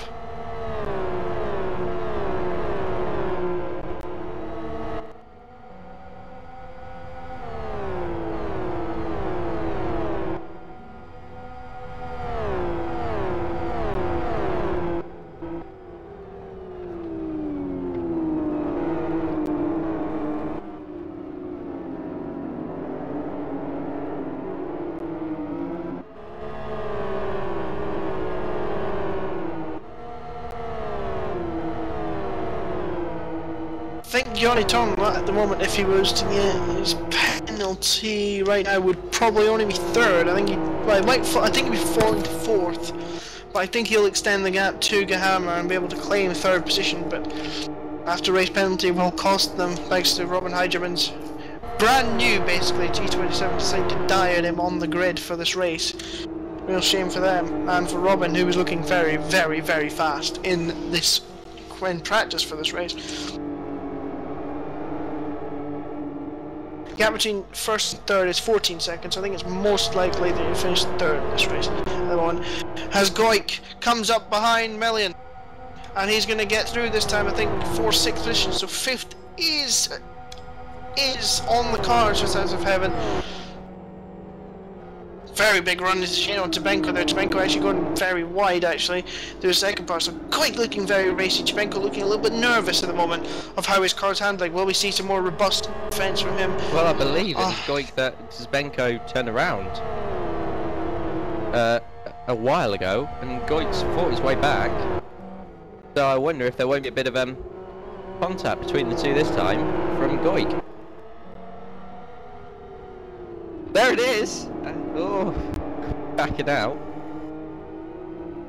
Oh, and Melian's back at the inside of Goik. Goik, I think, made a mistake somewhere. So there we go, Melian back up to just about up to 6th. And now Chuchvari and Gunzelman think about it as well. And it looks like Chibenko has got away slightly again. This is going to be a big draft here for Gunzelman, I suspect. Can he make the most of it?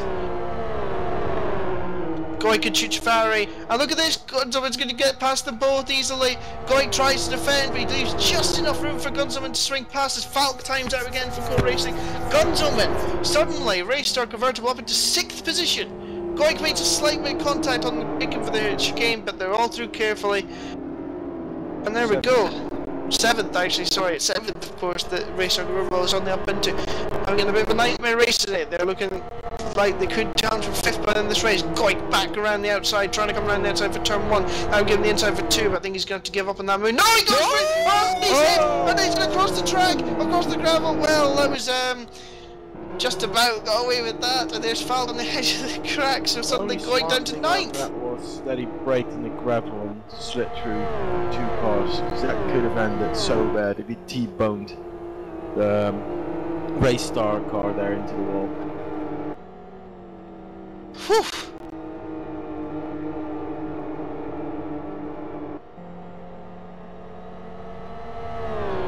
So, we come back this battle for 5th position. Chibenko just slightly ahead at the moment of Melian and Gunzelman, and Tuchvari and Koik hasn't lost out by that much. I think he's only about 4 seconds behind this 5th place, so he could easily make up of this next 7 laps when we come across the line this time.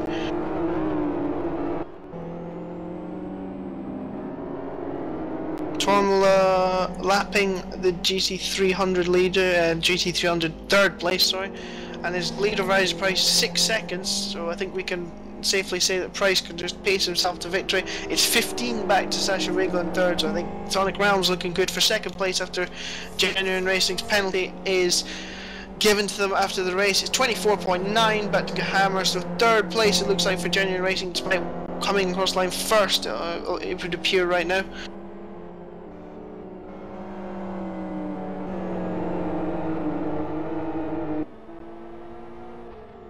Chibenko makes contact with Bertoni, trying to nip Bertoni off to the outside the apex. Now this is going to give Melian surely a run onto the back, straight on him.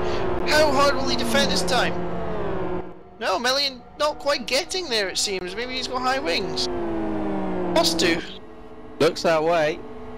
Gunzelman coming up behind him now as well. Tuchvari seems to have dropped back a bit from this back. Goik's driving hard to try and get back up to them now as well. Look at this Melian sticking his nose, contact, Gunzelman round the outside of both of them! Gunzelman's gonna get the ball! No he doesn't, he only gets one now. Chibenko managing just to stay ahead. Melian really did deserve to lose that place for sticking his nose in somewhere it was never in a million years gonna sort of, well, I was always gonna get chopped off. Tuchvari not gonna get down the inside there, and again it seems this Speedo car gets away again somehow, and Melian makes contact. Yeah, Melian seems to not like his nose very much because he keeps on trying to get it eaten by another car. What does he think it is? ITCC or something? What's that? But 90cc, you just ram. Where's Chibenko? Oh, Chibenko. Chibenko, yeah, it's Chibenko. He's been lagging all right, though. Melian in the trap. Gunzelman just about giving him the room. And Goik passing Tuchvari again. This isn't good. This race isn't good for the heart in many respects. Chibenko again lagging. Is he going to lag out this time? No, he's not. Gunzelman actually managed to hold up Melian. Goik gets round back into 8th position on Tuchvari, drops it to 9th. Chibenko seems to have made a bit of a gap this time. Is that enough for them this time to be able to stay ahead? But he's lagging again. He's lagging again. Oh, he was lagging as he came around the outside of a car there. That was a bit risky. He does his personal PB throughout all that.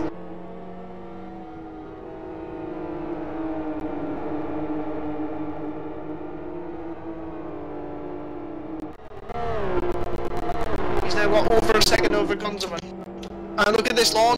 Can he get out of the way? Yes, he can, just, but he's going to hold up Tuchvari slightly. Only very slightly, though. Tuchvari does manage to dive underneath the GT300 back marker.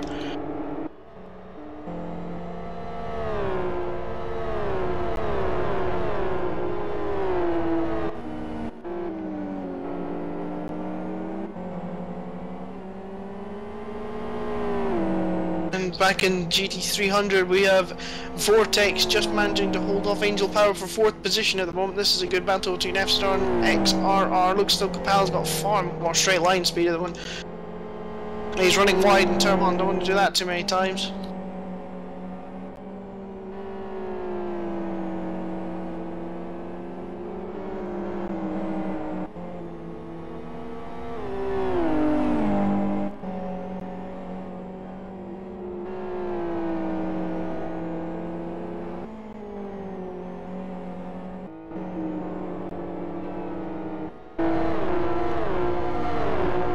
And Goik and Melian are coming into close proximity once again. What's going to happen this time? Last time it ended in Goik being spun around slightly.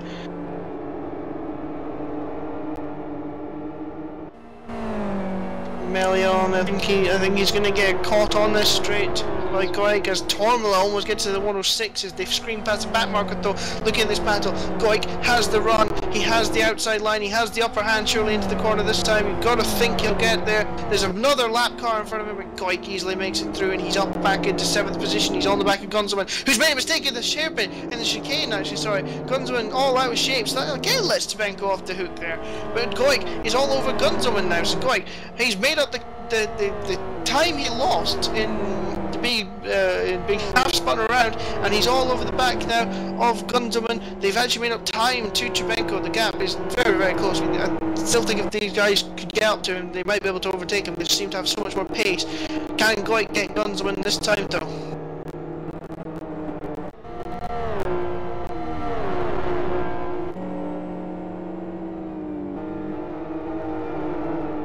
Tormala starts lap 80 out of 81 in the lead of this race. Oh, another fastest lap, 107.01. Screaming.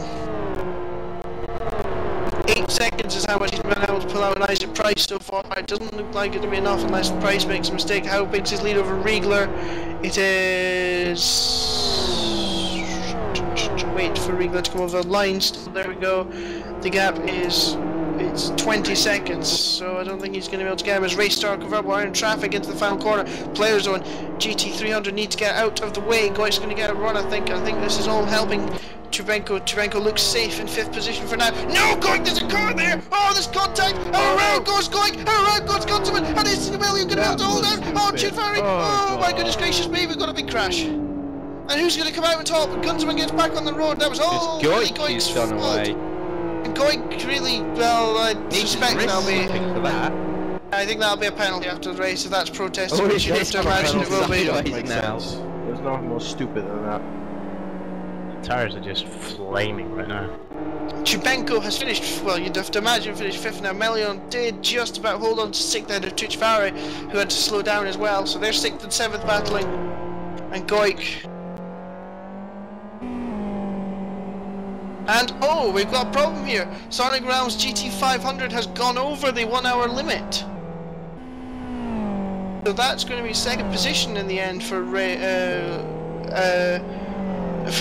Genuine Racing in the end, it seems, because Sonic Realms are in deep, deep trouble with that now. And Morrow for Player Zone is all over the place. I think he might have been was he the car? No, that was Genuine Racing. GT300 actually got hit by Goik, but that's a problem for Sonic Realms. They need another driver.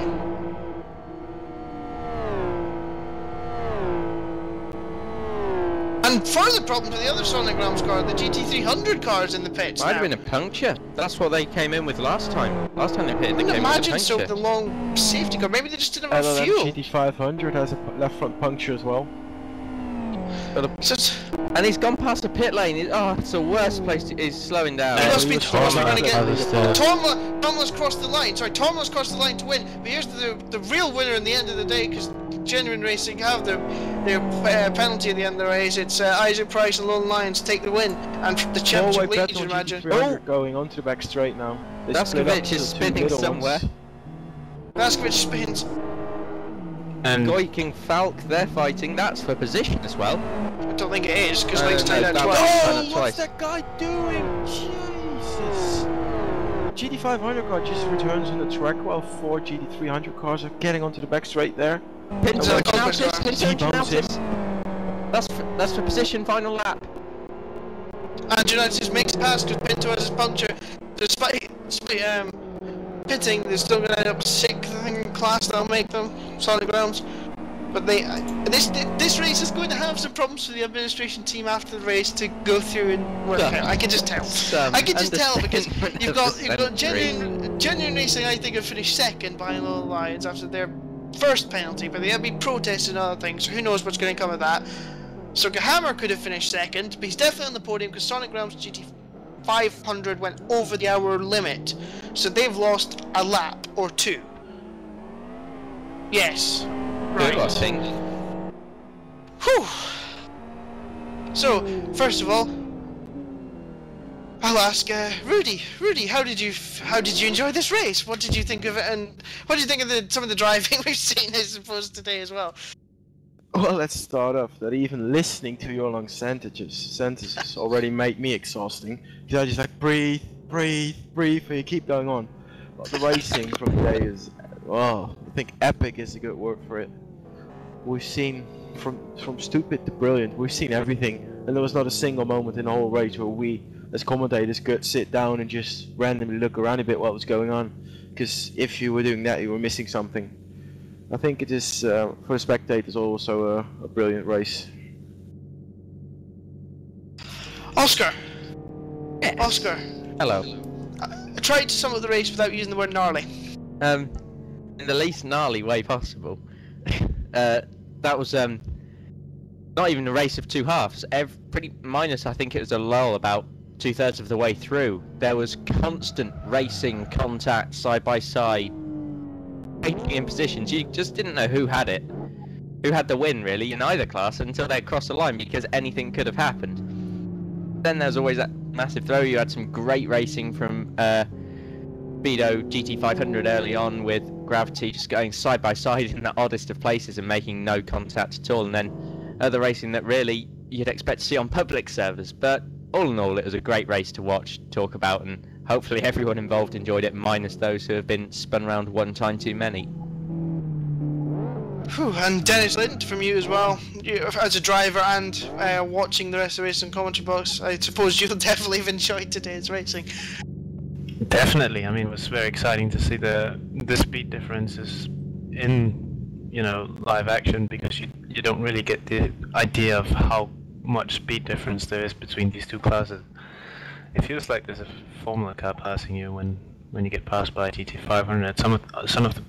The first time we got passed by a GT500 coming up the back straightaway, I mean, they just passed us like 3 wide and 4 wide, and you know, sometimes I was just almost on the edge of backing off because the GT500 was so close, and you know, you were just kind of waiting for the inevitable moment of somebody crashing, but it never really happened. Oh, right then, I'm going for a lie down. So from me, Chris Ford, Rudy Van Buren, Oscar Harwick, Dennis Lind, and of course our broadcaster Philip Diaz, and of course Dominic Engel, who couldn't be with us for the racing today, and also from the administration team of Super GT. Thank you for being with us. What does the next race? Oh my goodness gracious me! What on earth does the next race at South City Long have in store for us? Will I have a voice left? Will I have a voice left? Probably Definitely not. It's the same distance, so... Okay, right, from all of us here, thank you very much, good night, thank you for watching. Nighty. I don't know what to say, good night! Ciao.